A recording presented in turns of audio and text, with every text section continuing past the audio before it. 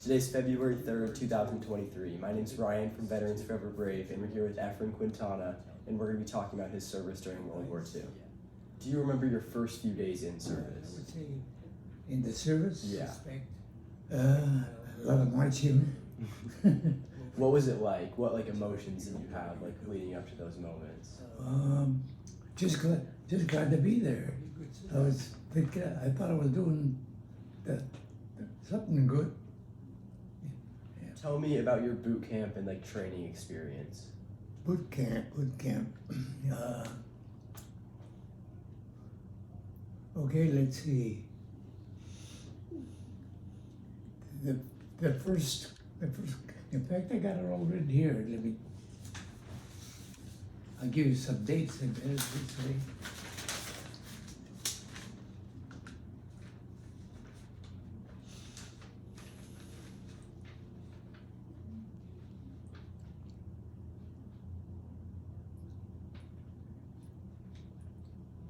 Okay, my basic training was in Camp Hill, here in California, and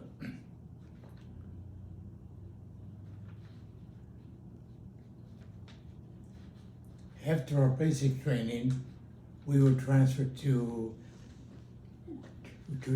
Boston, Massachusetts, and we had aboard.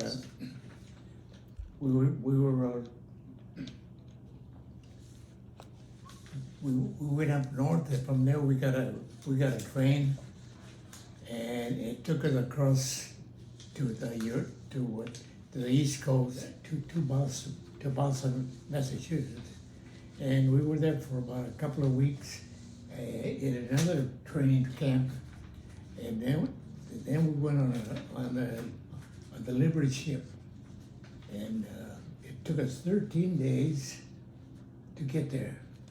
It was pretty. The ocean was pretty rough, and it was a little hard. In fact, a lot of us were, thrown up and kicked. Yeah, and let's see.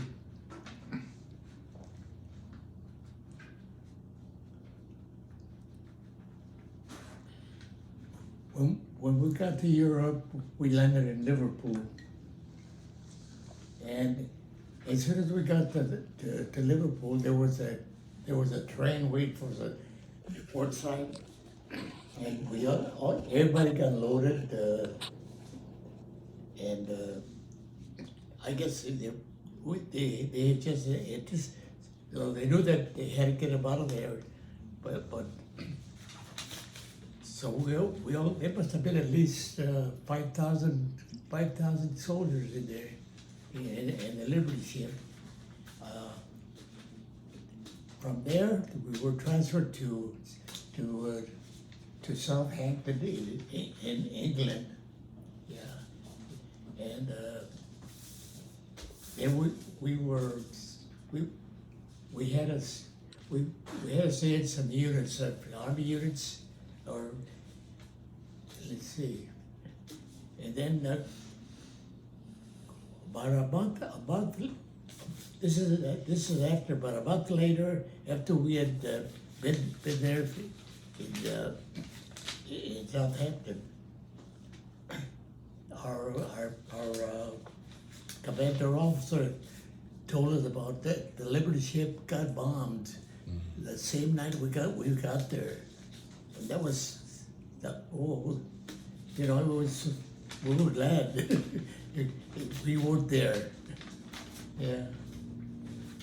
They put us up in tents, and from there we used to go out and do our military training,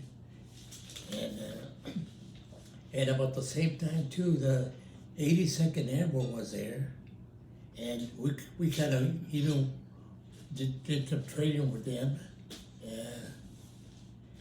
And my military occupation was to service and repair the small arms weapons.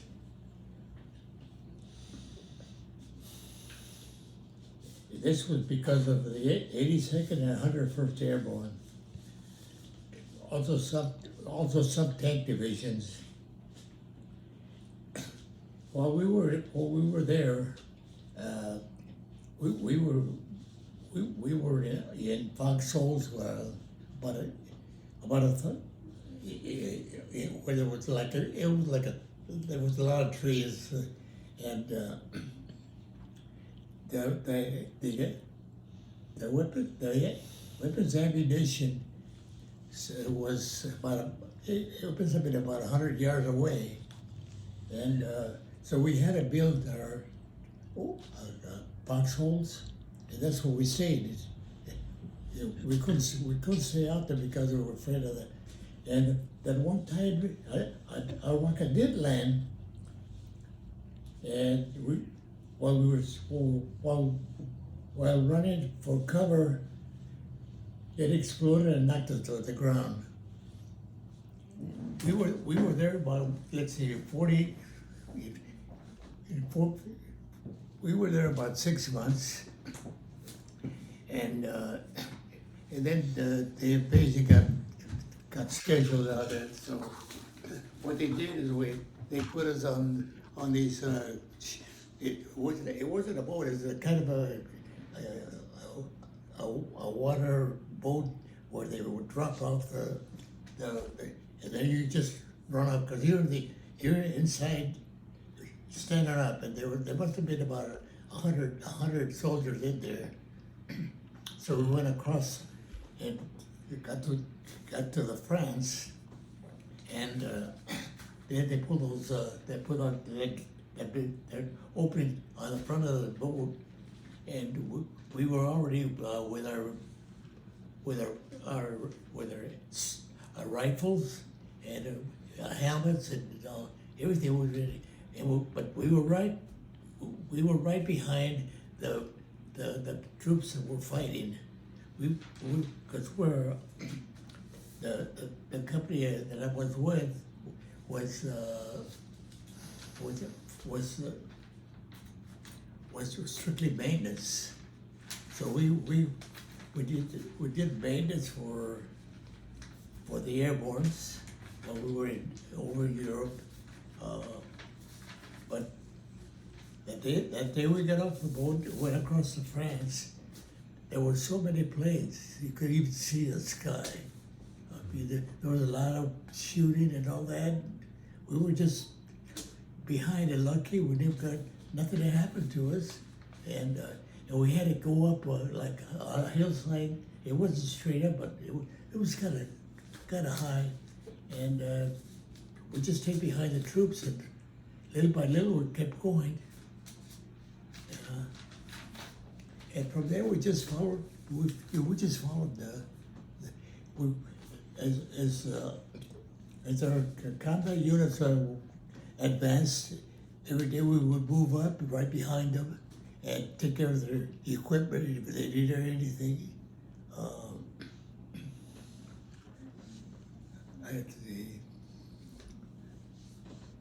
And that's about the way it was. Yeah. We got strafed when we were over there a few times. We were on the big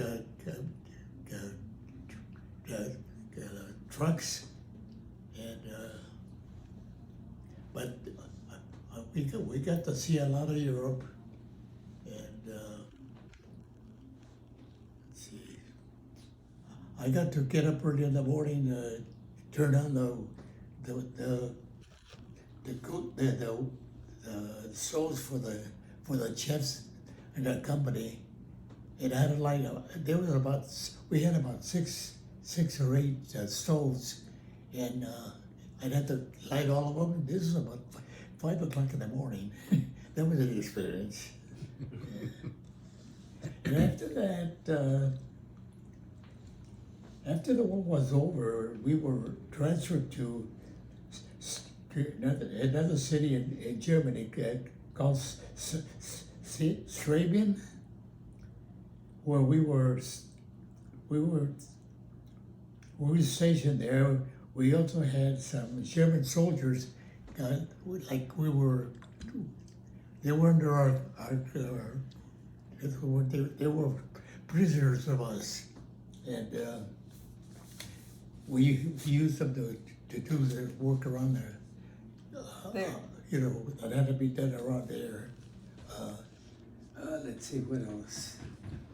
Okay, now, after the war was over, we were transferred to, like I said before, another city there in Germany where we were stationed there. We also had some German soldiers and were used to do jobs outside the barracks.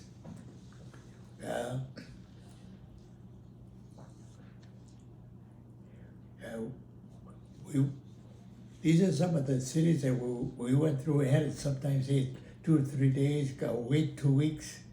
You know, we went to Munich, Frankfurt, Battles, Metz,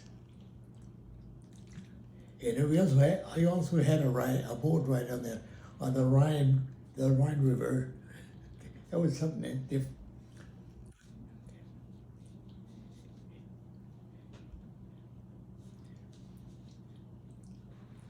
We got to go in the mention of some big general from Russia, and the cities we got to visit were Paris, Nice, the French Riviera. I was there for a week, and Belgium, Luxembourg. And when I came home after the war, the family and friendships all greeted me and had a big party for us. Yeah. And then after that, after I got home, then I went to work, and I worked at the town shipyard, Pat and Blade Lumber Yard, General Motors up here in LA. At Southgate,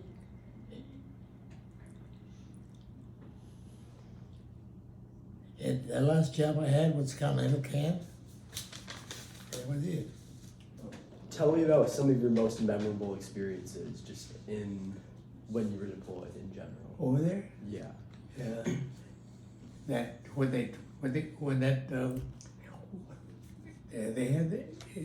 the Germans had the thing about bombing England, and they had they called let's see.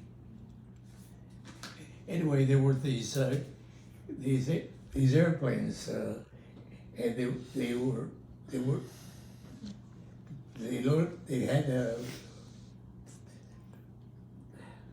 had like a bomb or whatever it was, but they would set them off with their destination unknown. They just take off, and when they run out of the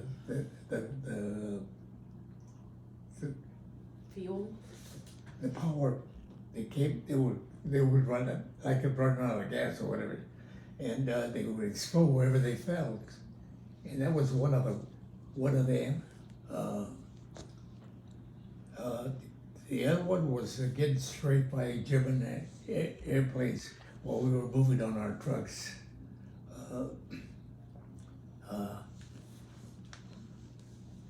And let's see.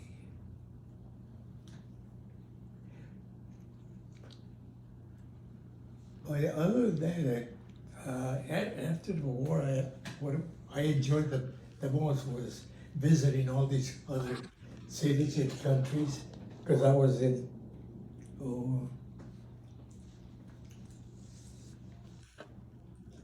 it was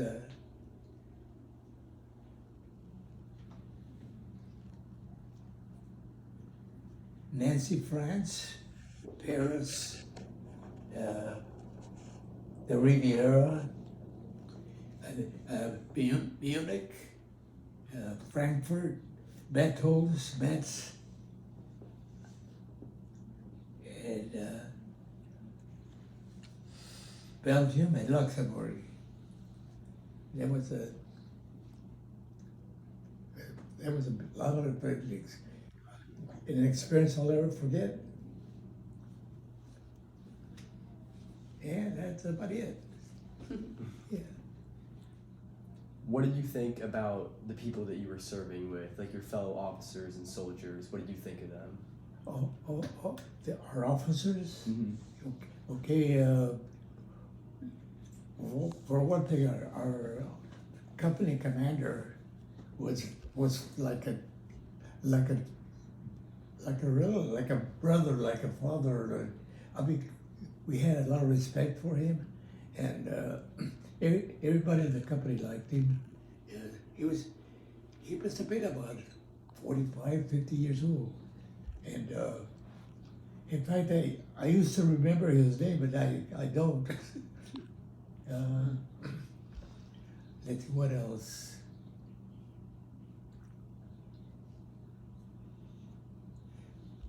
Now, I also got a chance to beat the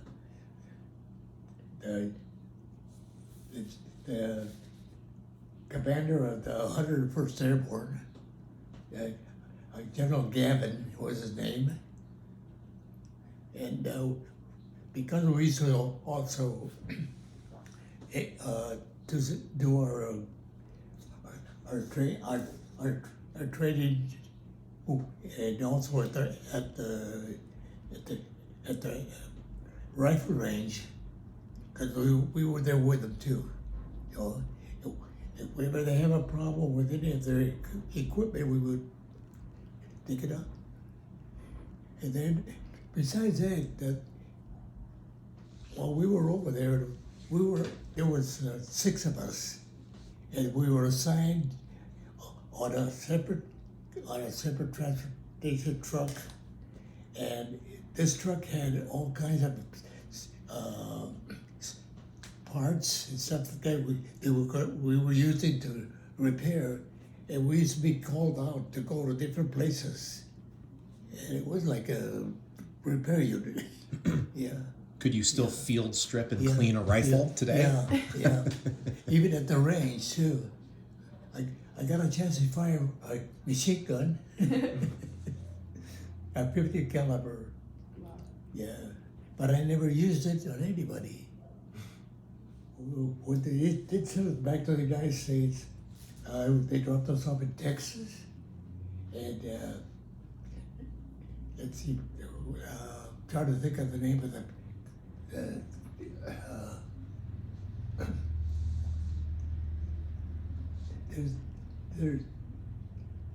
there was an army station there, or an army camp there. And, anyway, that was about it. Yeah, they put us on a train, and they hit Los Angeles and down here. Wow. Crazy.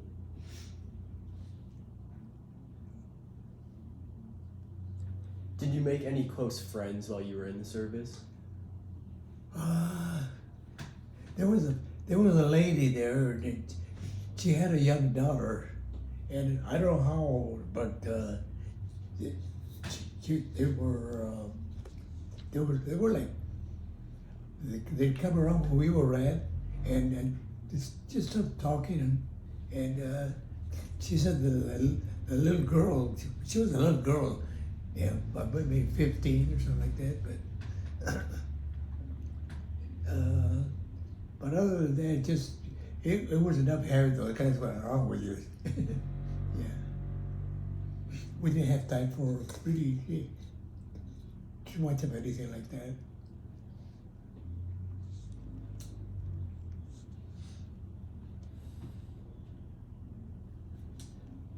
What did you do after the war? After the war, Yeah. came home. Did you finish school? Did you get a job? What was it like after? Yeah, before I left, I hadn't finished high school, and I was about my 12th grade, and the reason is that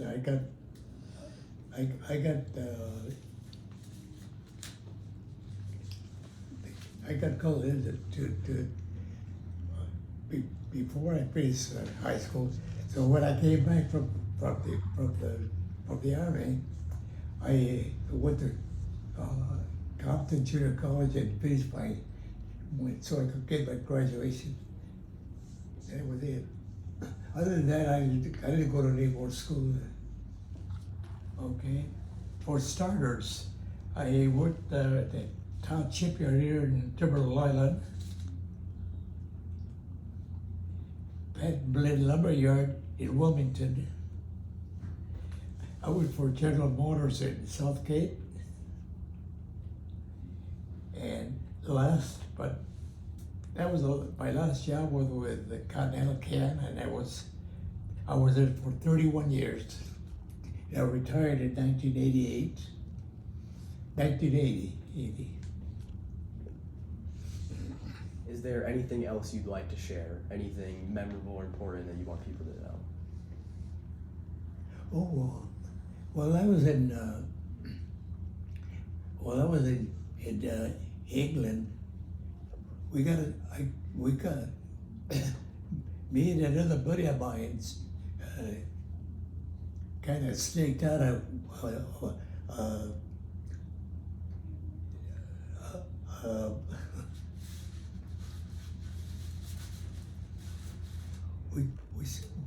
a Jeep.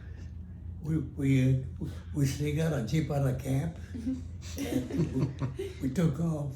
We just wanted to look around, and while we were there, we went through it. Of course, because of all the trees and all that were in there, we ran into a cow. I guess it just ran across where we were driving down. I was going too fast. Yeah. And I also learned how to drive. I hadn't driven a car at all or nothing. Oh. And they taught me how to drive one of those big 6x trucks. Wow. Yeah.